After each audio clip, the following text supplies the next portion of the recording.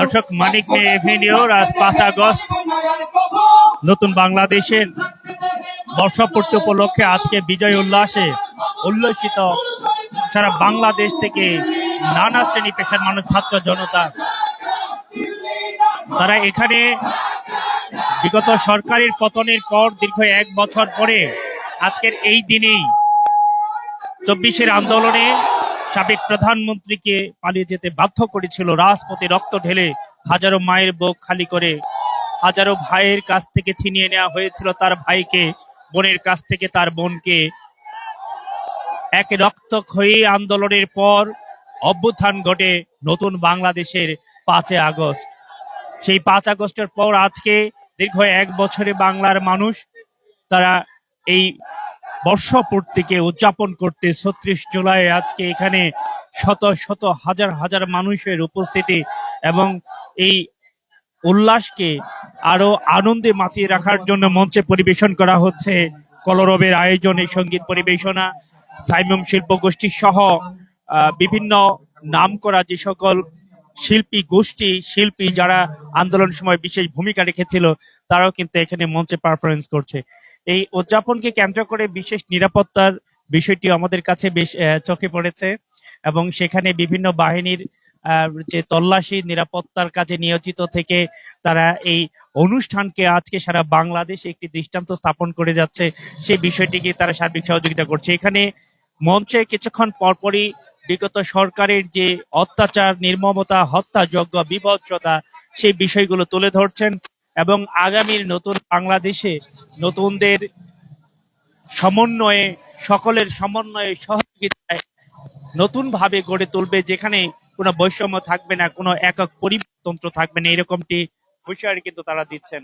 আপনারা এই মুহূর্তে ক্যামেরার চোখে দেখছেন ঠিক মানিক মে এভিনিউতে মঞ্চের সামনে থাকা দর্শকদের ভিড় এবং সেই দর্শক সারিতে কিন্তু একদম সকল শ্রেণী পেশার মানুষ, শিশু থেকে শুরু করে জোয়ান, তরুণ, বৃদ্ধ, বনিতা যারা আছে তারা সকলেই এখানে অধীর আগ্রহে আজকের এই পরিবেশনাগুলো শুনছেন এবং এখানে এই পরিবেশনার সাথে যুক্ত হয়েছে আজকে জুলাই ঘোষণাপত্র পাঠ করবেন স্বয়ং প্রধান উপদেষ্টা ডক্টর মোহাম্মদ ইউনূস জাতীয় সংসদের দক্ষিণ প্রান্ত থেকে। এবং এখন মানিক মে এভিনিউতে যে প্রোগ্রামটি হচ্ছে মূলত বিভিন্ন সঙ্গীত আয়োজনের মধ্য দিয়ে বিকাল 5টায় প্রধান উপদেষ্টার এই ঘোষণাপত্র পাঠ এবং তার পরবর্তীতে মূল অনুষ্ঠান 8টায় সেখানে সঙ্গীত অনুষ্ঠানের আয়োজন করা হয়েছে এবং 2000 ড্রোন দিয়ে নির্মিত একটি বিশেষ এটার আকাশে ড্রোনের কারুকার্যে কিছু গল্প এখানে ফুটিয়ে তোলা হবে জুলাই বিপ্লবের। সবকিছু মিলিয়ে আজকের এই দিনে রাজনৈতিক ছত্রছায়া ছাড়া সকল মানুষ জনতার কাতারে দাঁড়িয়ে তারা কিন্তু একাত্মতা ঘোষণা করেছিল এই বাংলাদেশকে ফ্যাসিস্ট মুক্ত করতে এবং সেই ফ্যাসিস্টদের মুক্ত করে তারা আজকে এই পর্যায়ে এসেছে। আমরা এখানে যারা রয়েছে তাদের সাথে একটু কথা বলবো। এই যে 1 বছর হয়ে গেল জুলাই বিপ্লবের পরে নতুন বাংলাদেশে 1 বছরে একটু আপনার আজকে বর্ষপূর্তি উপলক্ষে আমার অনুভূতি, আমি যখন এই স্বৈরাচারের বিরুদ্ধে যখন আন্দোলন শুরু করি, আমি নিজেই আন্দোলন শুরু করেছি এবং ওইখানে আওয়ামী লীগ, ছাত্রলীগ সমানে আমাদের উপরে ছাত্র সহকারে ছিল। আমরা চৌধুরীপাড়া আবুল হোটেলের সামনে আমরা রণাঙ্গনে যুদ্ধ করি। ওই যুদ্ধেতে তখন আমরা আওয়ামী লীগ যখন গুলি করে সরাসরি, আমরা তখন ইট পাটকেল দিয়ে তাদেরকে প্রতিহত করি। ওই প্রতিহতর পরে আমরা বহু আমাদের ছোট ছোট শিশু, বলা চলে শিশু, এবং আমাদের অনেক মায়ের বুক খালি করে পুলিশ সহকারী গুলি করে আমাদের। এবং সেই যারা শহীদ হয়েছে, যারা নিহত হয়েছে, যারা আহত হয়েছে, তাদেরকে আমরা চাই যেন অন্ততপক্ষে সরকার পুনর্বাসন করে এবং তাদেরকে চাই আমরা যেন তাদেরকে অন্ততপক্ষে যারা চিরতরে অন্ধ হয়ে গেছে তাদেরকে যেন অন্ততপক্ষে ভবিষ্যতে তারা যেন চলতে পারে সেই ব্যবস্থা সরকার যেন করে। কারণ সরকার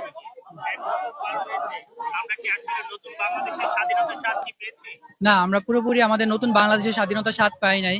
কারণ আমরা গত বছর 5 আগস্টে যে স্বপ্ন দেখেছিলাম এবং যে স্বপ্ন দেখে আমাদের জীবনের মায়া ত্যাগ করে আমরা সংগ্রাম করেছিলাম যে একটা বৈষম্যহীন বাংলাদেশ পাবো, একটা সঠিক বিচার পাবো, এরকম একটা বাংলাদেশ পাবো, টেন্ডার বা সন্ত্রাসবাদ মুক্ত একটা বাংলাদেশ পাবো, সেই আকাঙ্ক্ষা আমাদের পূরণ হয়নি। কারণ এখনো আমরা দেখছি প্রত্যেক মোড়ে মোড়ে, রাস্তার মোড়ে মোড়ে বিভিন্ন নামে, বিভিন্ন বেনামে আপনার টেন্ডার চাঁদা তোলা হচ্ছে, টেন্ডারের কথা বলে চাঁদা তোলা হচ্ছে।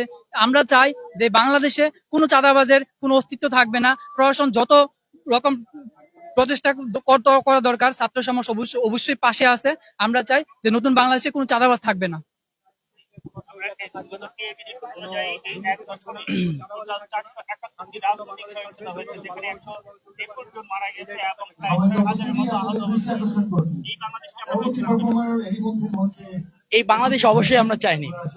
রাজনৈতিক দ্বন্দ্বে আমি জড়াবো না বা রাজনৈতিক দলের সাথে আমি যুক্ত নই, তবে আমি বলবো যে সুশীল সমাজে সাধারণ মানুষ হিসেবে বাঁচার যে মানে একটা উৎফুল্ল তৈরি হয় মানুষের মাঝে, ওইটা যাতে বাইচা থেকে তারা পূর্ণ ভূমিকায় চলে যায়, ওটা যাতে থাকে, মানুষ যাতে বাঁচতে পারে, সাধারণ মানুষ যাতে বেঁচে থাকতে পারে, ওইরকম আর কি। Thank you. সারা বাংলাদেশের 53টি পয়েন্টে প্রতিদিন এই যে 31 লাখ টাকা চাঁদাবাজি হচ্ছে। এবারে কি ব্যবস্থা, আমরা সুস্থভাবে একটা নির্বাচন চাই, সঠিক একটা সুস্থভাবে নির্বাচন করলে আইন ক্ষমতা থাকতে পারবে, সেভাবে চাই আমরা। আপনার কাছে একটু জানতে চাই, এই যে একটি বছর, সেই জুলাই বিপ্লবের 1 বছর পূর্ণ হলো, গতকাল টিআইবি রিপোর্ট দিয়েছে, সেখানে 471টি শুধু রাজনৈতিক সহিংসতায় ঘটেছে এবং 161 জনের মৃত্যু ঘটেছে এই 1 বছরে। একটু বলবেন আপনার এই 1 বছর আসলে এটা আমাদের চাওয়া ছিল কিনা? এটা সম্পূর্ণ প্রত্যাশিত।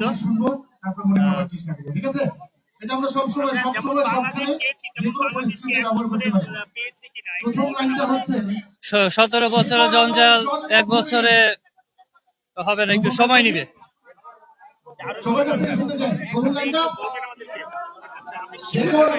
কি জানতে চাচ্ছেন? আমরা যেমন বাংলাদেশ চেয়েছি, সেই চাওয়ার পথেই আমরা আছি। আপনি একটা জিনিস চিন্তা করে দেখেন যে 17 বছরে এমন কোন জায়গা নেই যে জায়গায় স্বৈরাচারীর দোসররা অংশগ্রহণ না করছে। বাইতুল মুকাররমের মসজিদের ইমাম পর্যন্ত স্বৈরাচারীর দোসররা ঢুকে রেখেছে। তাদেরকে যতদিন পর্যন্ত সরকার থেকে বিভিন্ন জায়গা থেকে অপসারণ না করা হবে, ততদিন পর্যন্ত দেশের পরিস্থিতি স্বাভাবিক হবে না।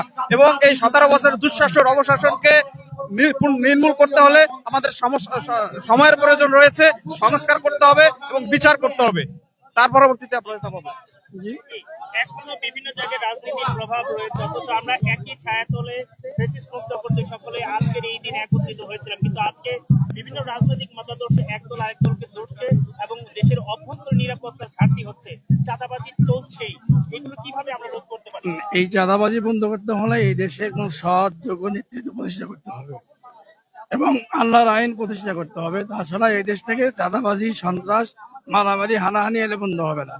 আমাদের নেতৃত্ব পরিবর্তন করতে হবে, রাজনীতি সংস্কৃতি পরিবর্তন করতে হবে।